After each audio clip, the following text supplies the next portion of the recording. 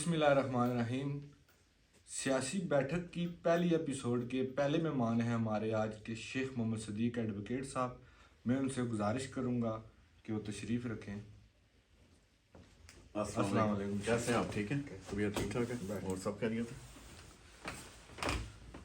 शेख साहब अपने बारे में कोई थोड़ा बहुत तारफ़ करा दें। जी, मोहम्मद सदीक मेरा नाम है।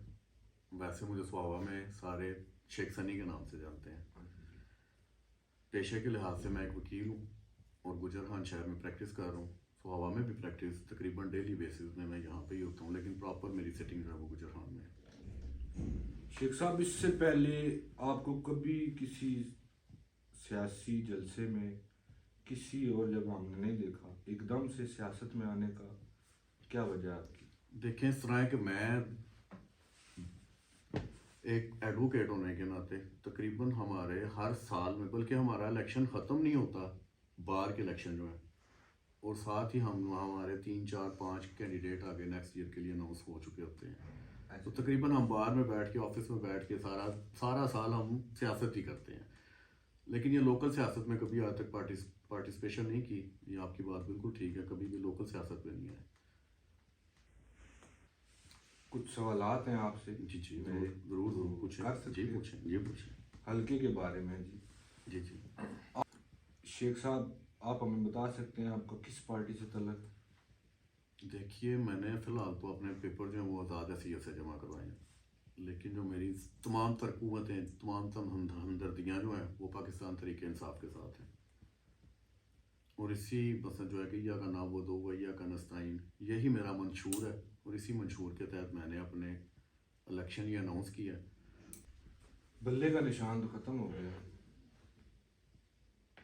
बल्ले का निशान डेफिनेटली ख़त्म हो गया, लेकिन मैं समझता हूँ निशान जो है वो इस टाइम कोई मैटर नहीं कर रहा, क्योंकि अगर निशान पे जाया जाए तो मैं समझता हूँ कि पीपल्स पार्टी का निशान इस टाइम जो तीर का निशान है, वो समझ लें कि इस टाइम सबसे पुराना निशान वही आ रहा है। और आप अपने हल्का PP 24 का बैलेट पेपर उठा के देख लें, अगर वहाँ पे बल्ला नहीं है, बल्लेबाज नहीं है, तो और भी बहुत सारे बड़े बड़े जो है निशान वो वहाँ पे मौजूद नहीं है।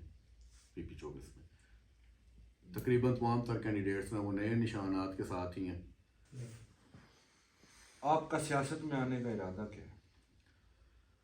देखिए, इस तरह है कि मैं जब एक वकील बना ना, उस टाइम मेरे से कई लोगों ने सवाल किया कि यार शेख, तुसी तो कारोबारी लोग होते हो, तुसी वकालत कितने आ गए हो।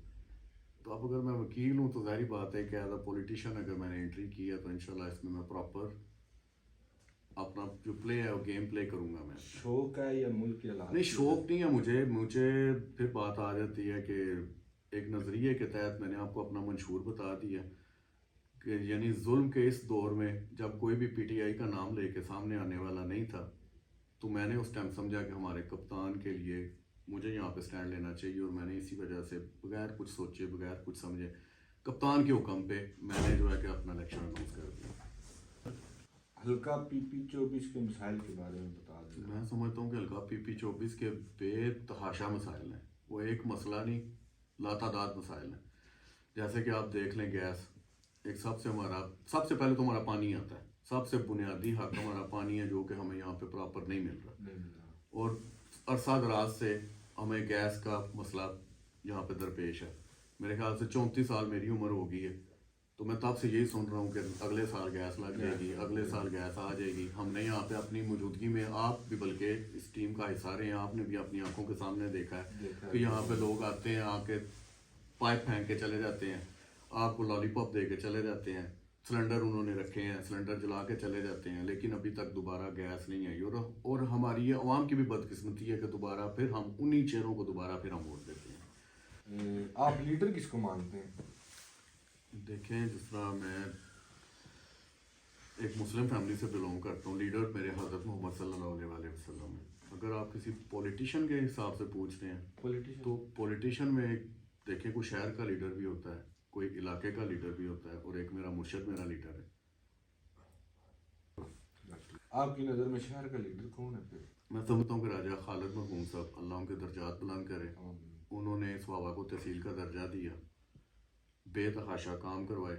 लेकिन उसके बाद से हमें जितने भी नुमाइंदगान मिले हैं, उनमें से मैं समझता हूँ कि हर किसी का आप रिकॉर्ड चेक कर लें जो तहसील उन्होंने बनाई है आज तक सेम वैसे के वैसे ही है। जो हॉस्पिटल उन्होंने बनाया था आज तक उसमें कोई अपग्रेडेशन नहीं हुई। जो स्कूल कॉलेजेस उन्होंने बनाए थे उसके बाद आज तक हम अपनी आवाम को कोई स्कूल कॉलेज वो सहूलतें हम नहीं फराहम कर सके। इलाकाई लीडर किसको मानते हैं आप? देखें, इलाके के हिसाब से अगर देखा जाए तो ये हमारा हमसाया शहर है गुजरहान। आप देख सकते हैं कि राजा परवेज अशरफ चाहे किसी भी पार्टी से हैं, वो पीपल्स पार्टी से उनका तल्लक है, वो किसी का नजरियाती इख्तलाफ अपनी जगह होगा लेकिन उनकी एक अपनी शख्सियत है। मैं समझता हूँ कि उन्होंने सारे गुजरहान में काम करवाने के बाद एंड पे अपने घर में सुई गैस पहुँचाई है।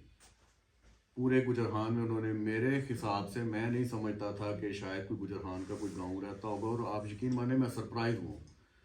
लास्ट ईयर में हमारी बार में उनका प्रोग्राम था और एक लीडर जब खुद बोल रहा है भाई कि मेरे जहन में ये सवाल नहीं है, चाहे मेरा उस वहाँ से मैं तलक भी नहीं रखता, गुजरहान से मेरा तलक नहीं है, शायद मेरा स्वभाव है, तो उसमें जो है कि मसलन बाकायदा तौर पे उन्होंने अनाउंस किया है कि मैं अभी भी समझता हूँ कि कई एरियाज में अभी मैं गैस नहीं पहुँचा सका, और मुझे इस चीज़ का तजस्सुस है कि मुझे पता चले कि आखिर वो कौन से गाँव है, वो कौन सा एरिया है उनके हल्के का जहाँ पे आज तक गैस नहीं पहुँची। ये मुझे इश्तियाक रहेगा इस चीज़ का। तो पीपी 24 को भी ऐसा कोई लीडर मिलेगा?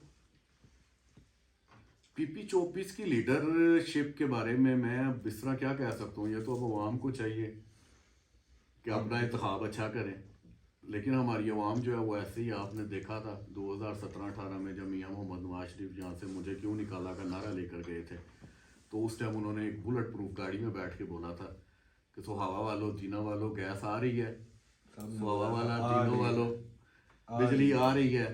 तो उस टाइम इसी अवाम ने बोला था जी आ रही है। और बदकिस्मती से उस मजमे में मैं भी शामिल था और मैंने वहाँ पे बोला है नहीं आ रही है, लेकिन जब मेरे कानों में आवाज़ पड़ी है जी कि वहाँ पे तो गैस आ रही है, अब वो उन्होंने करने वाले साहब ने अपना सवाल कर लिया, बुलेट प्रूफ गाड़ियों से आपका जवाब अंदर चला गया और जो आपका हकीकी जवाब बनता था वो आप दे ना सके भाई, कि आप उनसे मुतालबा कर सकते थे, उनसे पूछ सकते थे भाई कि आपने हमें गैस दी किस दिन है, जब हमारे पास एक चीज़ की फैसिलिटी है ही नहीं तो हमसे पूछा क्यों जा रहा है उस चीज़ के बारे में। इस टाइम हमारे साथ कुछ दोस्त भी मौजूद हैं, अगर आप में से कोई बंदा शेख साहब से सवाल करना चाहता है तो। मेरा एक सवाल है शेख साहब से कि जब से ये बैलेट पेपर से जो कि स्लैब बैट का निशान खत्म हो गया है, तो इसका मतलब इसका ये एक नुकसान मुझे देखने में आ रहा है कि हर कोई बंदा यही कह रहा है जो आज़ाद खड़ा हुआ है कि मैं खान का सिपाही हूँ, मैं खान का खिलाड़ी हूँ, तो इसको आप कैसे देखते हैं? देखिए, जहाँ तक खान के खिलाड़ी का या खान के सिपाही का बात है वो तो यकीनन होंगे सारे, मैं उनको ये नहीं कहता कि वो उनके खिलाड़ी नहीं है, लेकिन बात यह है कि अब खान जिसको ओन करेगा, कप्तान जिसको बोलेगा, असल तो कैंडिडेट वो होगा, असल खिलाड़ी तो वो होगा। मैं खुद को भी अब असल खिलाड़ी डिक्लेयर नहीं कर रहा आप लोगों के सामने, लेकिन मैं आपके साथ ये कमिटमेंट कर रहा हूँ कि अगर मेरे से बेहतर या मेरे अलावा किसी और को अगर खान ओन करता है तो मैं भी मन वन उस फैसले को तस्लीम करूंगा और अपने पोलिंग बूथ हवा में खड़े होकर उस बंदे की कंपेन भी करूंगा और उसको यहाँ से वोट भी दिलवाऊंगा। पीपी 24 की महरूमियों से हम सब लोग वाकिफ हैं, आपकी नजर में इन महरूमियों की असल वजह क्या है? देखिए, इसकी असल वजह यह है, एक तो यंग लाट का सामने ना आना, यूथ को चाहिए कि वो ज़्यादा से ज़्यादा इलेक्शन में आए, इलेक्शन लड़ें, भाग दौड़ संभालें। हम जो है कि वही जो है कि बस मोरूसी सियासत है वही चल रही है, लीडरशिप तो प्रॉपर है नहीं है यहाँ पे। जो मसलन एक दफ़ा आ गया अब सारा उसी के ख़ानदान ने हुक्मरानी करनी है यहाँ पे, ऐसे तो नहीं होता, किसी भी मुल्क में ऐसे नहीं होता जो हमारे मुल्क में हो रहा है। हल्का पीपी 24 में बशमूल आप 5 कप्तान के खिलाड़ी हैं, आपको नहीं लगता शेख साहब के वोट सारी तकसीम हो जाएगी? देखिए, मैं इस चीज़ को पहले से एक्सप्लेन कर चुका हूँ कि जिसको कप्तान अपना खिलाड़ी डिक्लेयर करेगा हम उसी के साथ कम से कम मैं अपनी ज़ात तक कमिटमेंट कर सकता हूँ, बाकी जो 4 लोग हैं उनकी मैं गारंटी नहीं दे सकता, लेकिन इखलाकी तौर पे उनका फ़र्ज़ बनता है कि मुश्किल के इस वक्त में अगर वो उन्होंने कप्तान को वोट देनी है तो उसको जो सा नुमाइंदा या जो सा खिलाड़ी कप्तान खुद डिक्लेयर करेगा उसके साथ खड़े होके बाकायदा तौर पे सब भाइयों को चाहिए कि कंपेन करें उसकी।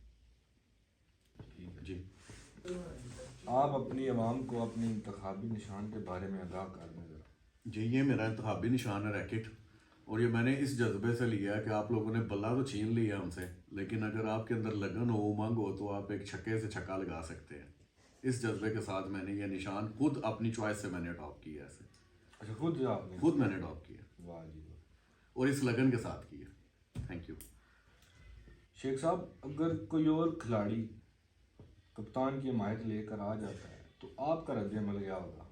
देखिए, अगर कोई पार्टी का हमायत याफ्ता आता है, सच्चे दिल से आता है, तो मैं ज़ाहिर बात है पार्टी को नुकसान तो नहीं दूंगा। पार्टी के मुफाद के लिए अगर मुझे बैठना पड़ता है तो मैं ज़रूर बैठूंगा, मैं कुर्बानी दूंगा ये बात। बहुत शुक्रिया। क्या आप भी थाना कचहरी वाली सियासत करेंगे? देखिए, जो थाना कचहरी वाली सियासत है ना, वो मैं समझता हूँ कोई भी पॉलिटिशियन है वो इस तरह डायरेक्टली नहीं करता। ये आपके अंदर या हमारे अंदर ये अपनी कमी होती है। जब आपने थाना जाने के लिए या आपको वहाँ पे कोई काम पड़ गया, आपने किसी सीढ़ी का सहारा लेना है, वहाँ पर पहुँचने के लिए आपको किसी के कंधे की ज़रूरत है, तो सारी बात है वो आपका भी सौदा करेगा और जिसके पास जा रहा है उसका भी सौदा करेगा। तो बाकी अगर आपको पुलिस थाना में या मसलन कोई ऐसा वैसा इशू है, तो मैं समझता हूँ इदारे अपनी जिम्मेदारी के साथ अपना काम कर रहे हैं। अगर किसी का कोई काम नहीं होता तो उसमें उस बंदे के काम में भी कोई ना कोई खामी है, कोई ना कोई गलती है, कोई ना कोई उसके अंदर बेईमानी है जिसकी वजह से काम में डिले होता है।